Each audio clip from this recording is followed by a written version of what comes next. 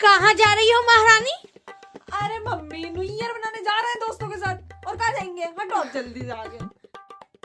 अरे दैया, ये इतना अम्मा बन के जाने की क्या जरूरत है? अरे मम्मी आजकल का फैशन है लाल लिपस्टिक। अच्छा, अरे बढ़िया। ये देखो कैसे ही लड़कियां नशा करके गिरी पड़ी है, सब वही करने जा रही है। न्यू ईयर की पार्टी तो तुम करने जा रही हो।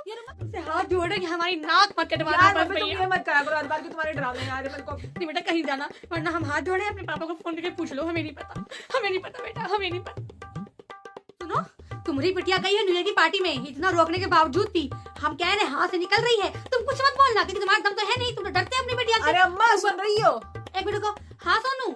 अरे अम्मा दोस्तों के साथ जा रहे थे, कुछ पार्टी वार्टी करके आएंगे न्यू ईयर की। अच्छा बेटा आराम से जाना। और सुनो बाहर बहुत ठंड है, जैकेट पहनो। ठीक है अम्मा तब जा जाना। रहे हैं, 12 हम बज जाएंगे हमको आते हुए। कोई बात नहीं, हम क्या कह रहे थे, तुम्हारी लड़की तुमको कुछ डांटना नहीं, कुछ बोलना, ठीक है? हमें कुछ नहीं बताओ, तुम भी जाओ, तुम दोनों बाबा ठीक है।